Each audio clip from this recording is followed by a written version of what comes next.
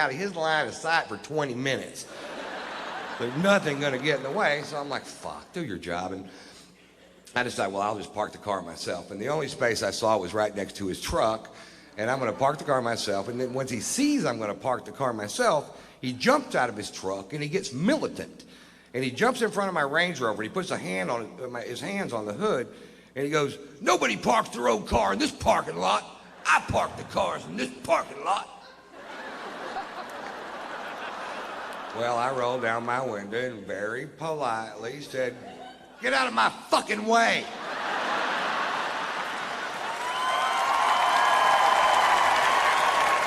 He goes, nobody talks to me like that. You can't park your car in this parking lot. And I said, fuck you. He goes, I'm calling the police. What's your first and last name? I said, it's fuck you. It's F-U-C-K, capital Y-O-U. Fuck you, that's my name. He gets on his radio and calls the Dalai Lama of all parking lot attendants, who comes squealing up in his little red truck. Apparently they give them to him. He hops out of the truck like he's gonna do something. He immediately recognizes me, and you see this big, oh shit, wash over his face. He literally shoves this kid out of the way and starts apologizing. He said, Mr. White, I am sorry. I said, listen, this kid's not doing his job. He's an insolent little piece of shit, and he needs to have his ass reamed. He goes, Mr. White, he's gonna have his ass reamed by me and my boss's boss. And I was like, well, I had no idea the chain of command went that deep in the parking lot.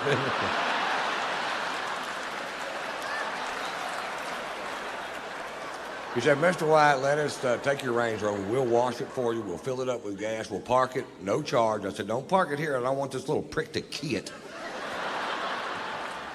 He said, we'll park it on the other side. And I said, fine. So I go have a nice lunch and take more pain pills. Getting a little better mood.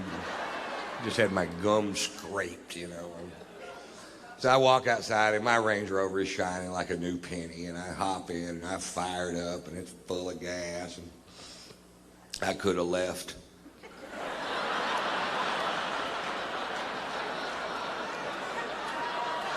But instead I drove back over there where that kid was.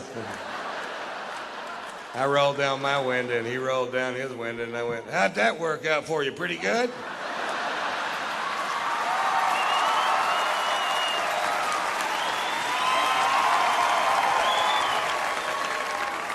And here's the moral of that story. Don't fuck with me when I hadn't been drinking.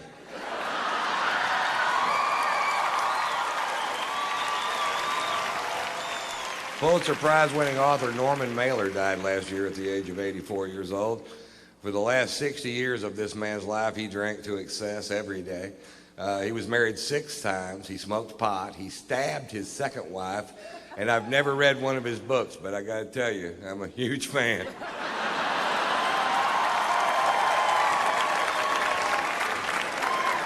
We've had a blast since we've been here, man. I tell you, we went out last night. I got so drunk. I woke up this morning and somebody had shit my pants.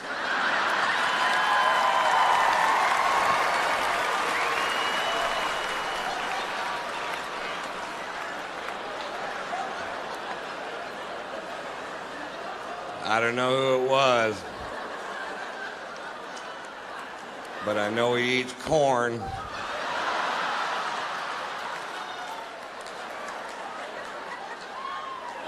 And cake. Corn cakes, I think is what it was. I just got back from Europe. I took my son Tater Tot to Europe.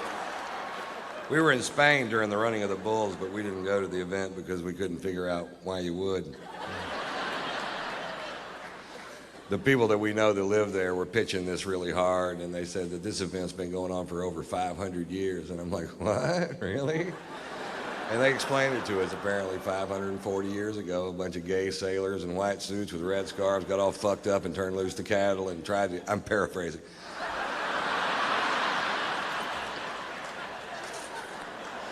They got all fucked up, tried to get out of the way and couldn't, and it ended up the town was such a borehole that compared to everything else that was going on there, this seemed like fun, and they kept doing it for 540 years. And like, I still don't want to go. And this year, 2 people died, and they said it was a huge tragedy. But I think before you call something a huge tragedy, I think you need to first determine exactly which 2 people died. Maybe it was 2 people we didn't need. They weren't very bright, I can tell you that for sure.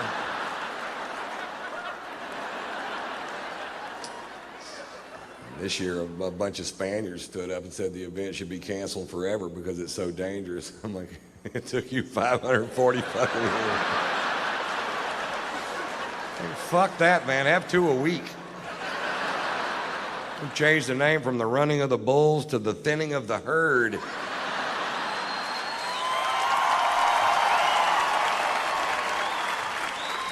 We'll have the final event at Talladega, call it the dodging of the NASCARs. You ready? Go. Vroom, pop. They're quick, aren't they? You might want to turn your wipers on, Dale.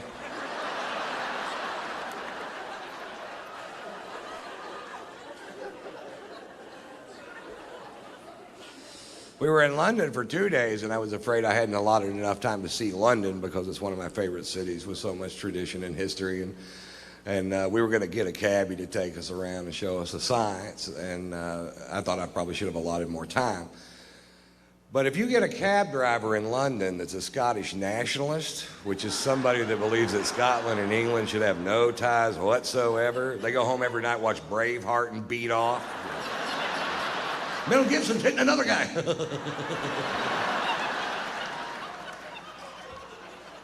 If you get a Scottish nationalist for a cab driver in London, you can see that city in about 10 minutes. I wouldn't go to Buckingham Palace if they paid me. I change out my guards just for pussies and what it is.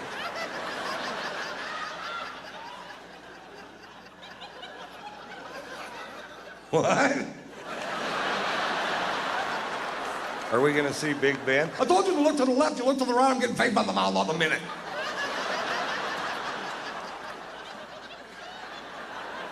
What?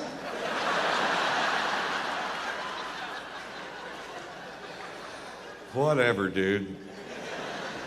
What's this building? It's your fucking hotel, get out. Well, what are we going to do with the other day and 3/4? Because the food's awful. It is awful, too. They took us to a place called the Fox and the Hound, and I'm pretty sure that's what we were eating. I don't know which one they were serving that night, but I can tell you this, it needed ketchup. And they didn't have any ketchup.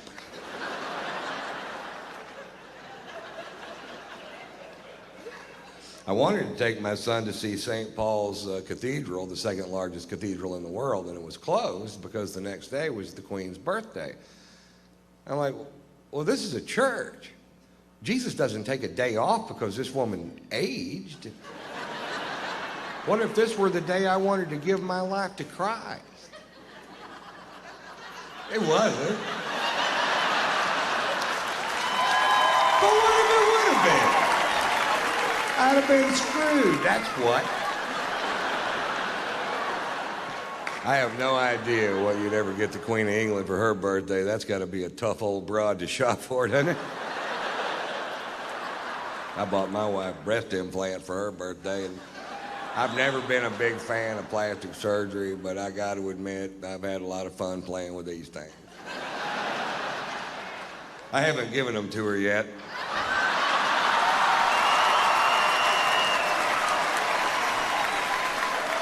I just keep them on my tour bus and just rub them in my face. I'm glad they clean up easy.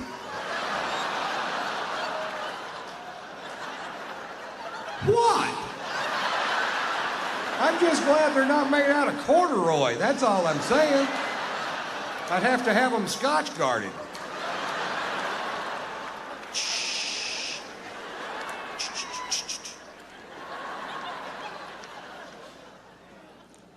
I find it a little ironic that the product that I use to keep from ruining my sofa should I spill my drink on it is actually called Scotch Guard.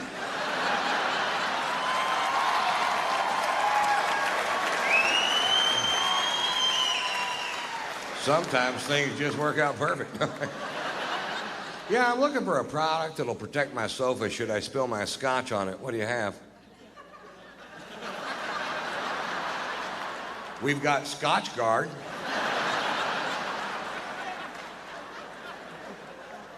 Yeah, let's go with that. Do you have Vodka Guard? How about Sperm Guard? It's a busy couch.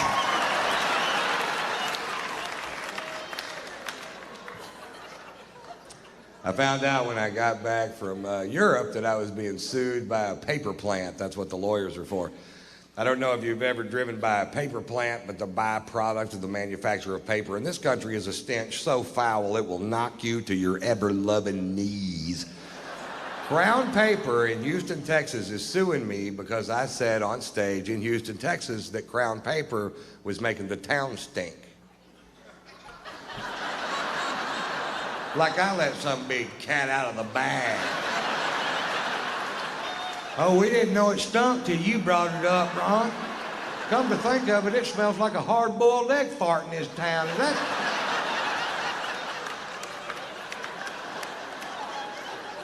Is that somehow your fault, Mr. White?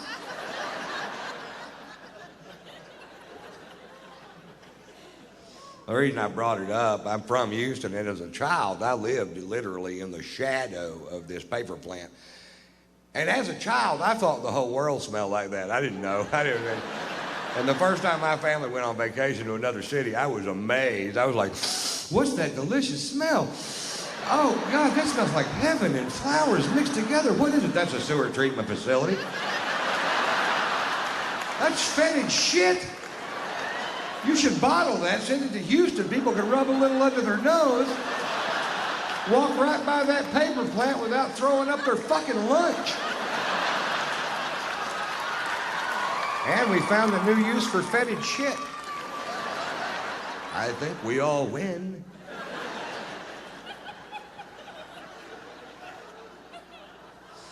Actually, the reason I brought it up, I'm from Houston. I don't live there anymore, and I was just back in town doing some shows. And one morning I was reading the Houston Chronicle, and there was an article in the paper about that particular paper plant, and it said in the article that depending on which way the wind was blowing, that 2 million people could smell the stench produced by this one paper plant at a time. That is a big odor. If it was music and 2 million people could hear it, they'd make them turn it the fuck off.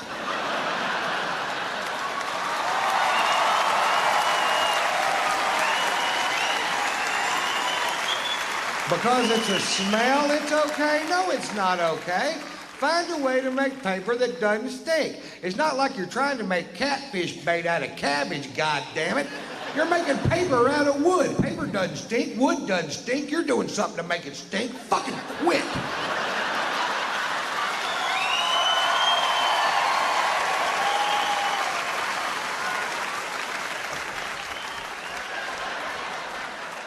That's me dancing on my soapbox.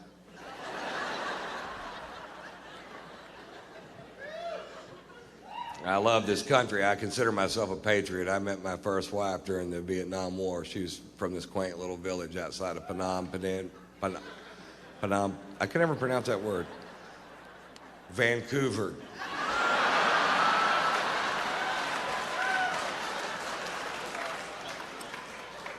It's not true. Funny, but it isn't true. I love this country. I do what I can to support our troops no matter what they've been asked to do. I don't have to agree in advance with the mission to support the young men and women who do my bidding.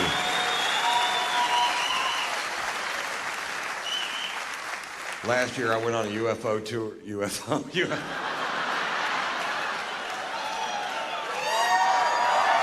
Reading glasses.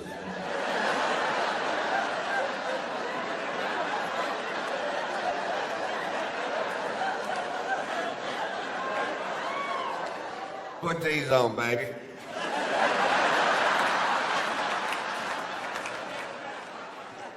It looks better than it feels.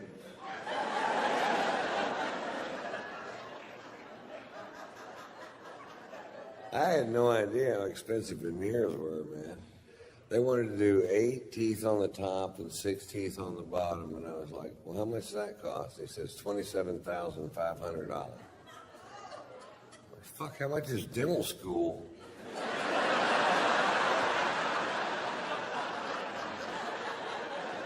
I'll teach my mother how to do it. You're going back to college, Mom. I never went to college. Well, this will be fun for you then. It was a weird week. And I knew it was going to be a weird week because it started off weird. I was going to go to Vegas a day early to do some media, and I wanted to see the show called Love. It's also at the Mirage, Beatles, Cirque du Soleil show. Fantastic fucking show. And so I was talking to my wife and I live in Atlanta and Hollywood, and we were out in California. And I said, I'm leaving today at 3:30 to go to Las Vegas. And I have an airplane that you guys bought me. I like it a lot. Half the Fortune 500 companies in America have let go of their private jets. Not Ron White. I'm flying that son of a bitch straight into bankruptcy.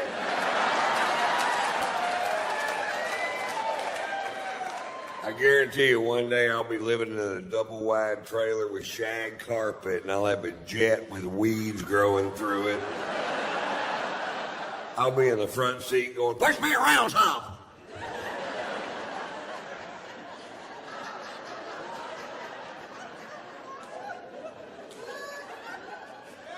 And I don't come from money. I come from the opposite of money. I come from no money. 10 years ago, I lived in a camper in my friend's backyard. He didn't even know I was there. It wasn't even a nice camper. It was like a homemade pop-up camper. It was like somebody had duct taped a tent to a golf cart. I had a 20-inch Coleman television.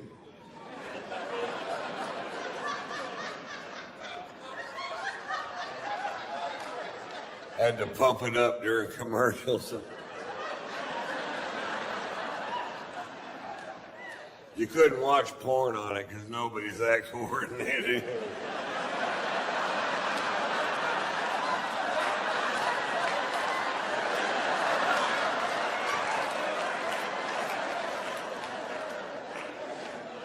I was broke. I owe the IRS a bunch of money because I don't understand how that works. It's confusing. When I started doing stand-up, they said that made me an independent contractor, and they said I needed to start filing my taxes quarterly, which I thought meant every 25 years.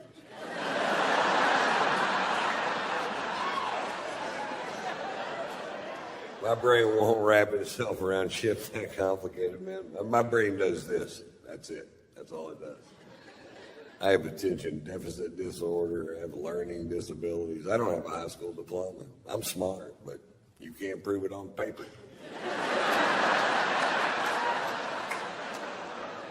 I do have a GED, and if you don't know what GED stands for, you probably got one too.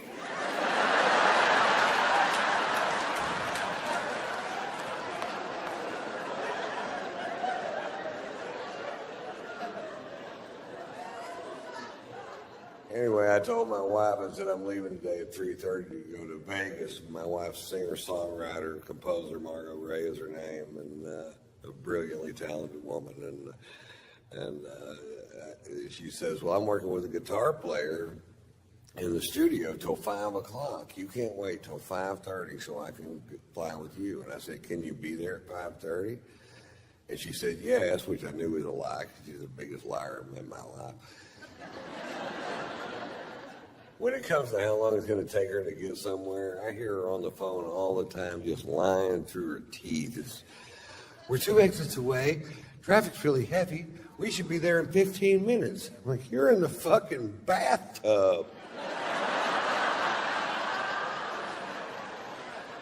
We wouldn't be there in 15 minutes if we were where you said we were.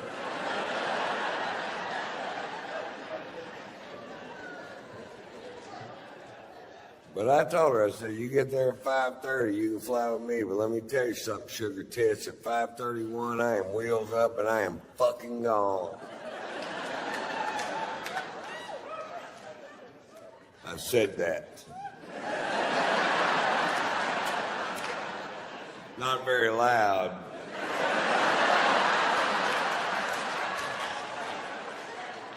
But I said it. 5:31 gets there. Is she there? No. Do I leave? No. 6:01 gets there. Is she there? No. Do I leave? No. Why? Because this dick won't suck itself. That's why. It won't. I've asked it to many, many times. In fact, the other day, I sat my dick down, I looked him straight in the eye, and I said, listen, I know I've drug you into some pretty muddy shit in the last 35 years. I need you to get past that, learn how to suck yourself so I can grow a spine and get on my goddamn life.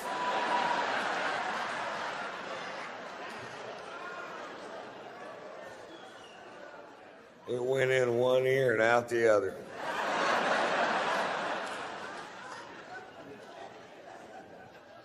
My dick has ears. It has an eye, and it has 2 ears, and a double chin. Mr. Potato Dick. The cutest thing you ever saw. I got little outfits I put on them. One of them's a raincoat. Not a condom, a raincoat. A little yellow slicker with that hat. And it looks like that fish and chips dude. It's the exact same size as the one on the bottom. That's just an interesting fact.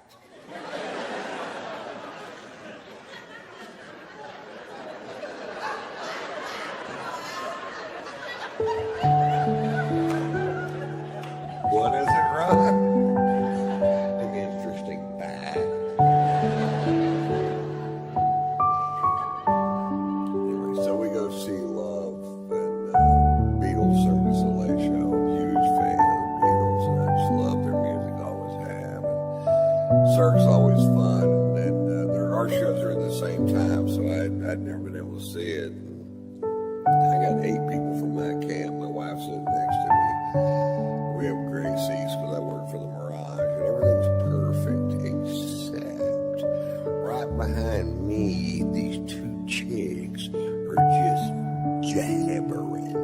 Not about the show, just jabbering. Just jabber, jabber, can't shut up. Jabber, jabber, won't shut up. Jabber, fucking jabber, jabber. The kind of chicks that can talk around a blowjob. Well, I told them all day, if you don't fix that goddamn screen door, I'm gonna go out and stop. I'm gonna hurt somebody, baby. If I come on one more time, that baby got a shitty diaper wrapped around his head, I'm gonna goddamn pull up there and I'm gonna go to the swap meet and get a dress to wear at Arby's on Sunday with And I turned around and looked. I noticed their husbands were with them. I figured they're at a gun show trying to find a way out of this fucking thing.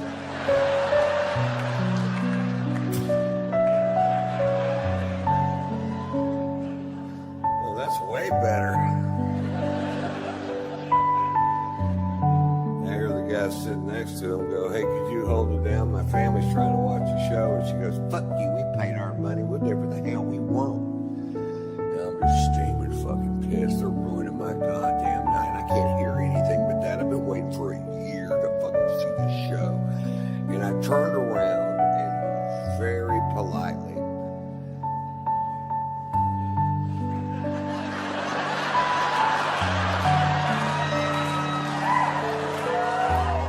start with me.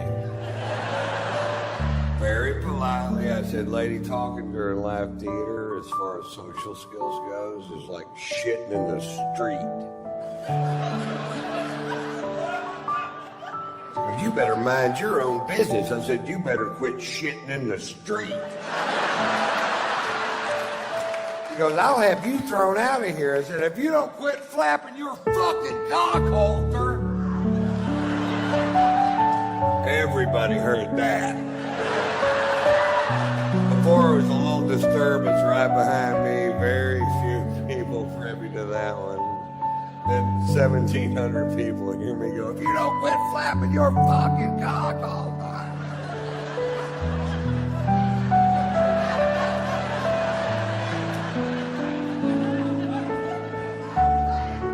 This is all at a show called Love, by the way.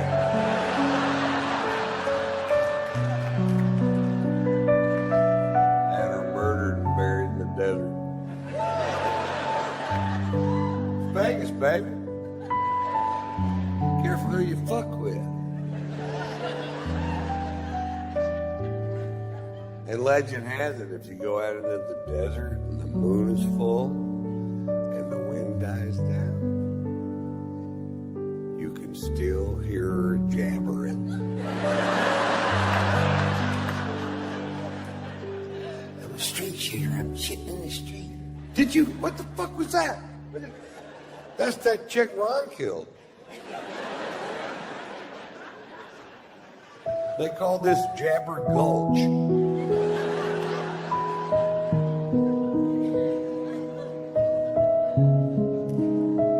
My favorite thing about playing Vegas is I get to play this golf course called Shadow Creek, which is one of the most exclusive golf courses in the world. I worked for them 3 years, didn't even know it existed, because they knew if I found out it existed, that I'd pester the fuck out of them until they put it in my contract, which is exactly what happened. It's amazing. This golf course is just fucking so tricked out. The first time I walked through the gates, I was like, nobody's stopping me.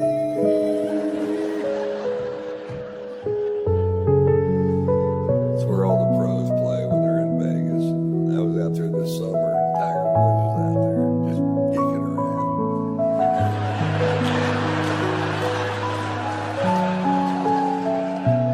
I may sign my golf glove. I got to be the most famous person I've ever met. And I know a lot of famous people, but nobody as famous as Tiger fucking Woods. I love Tiger, man. I defended Tiger when all that stuff first came out. When I heard those initial rumors, I felt sick to my goddamn stomach for the guy, because I've never been accused of doing anything I didn't do. Not one goddamn time. I did it every single time. Not once could I go, no, that was Glenn Campbell.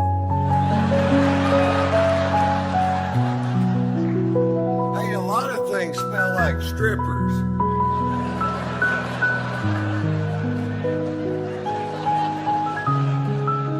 And I defended him to my wife. I said, you don't know what this guy's been through. He had his first famous golf shot on television when he was 2 years old. You don't know what his home life's like. You can't judge a guy because he made one mistake.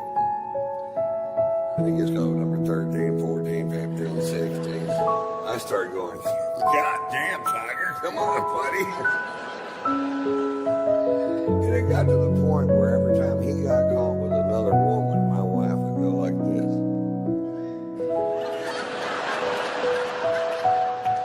What? I don't even know the fucking guy.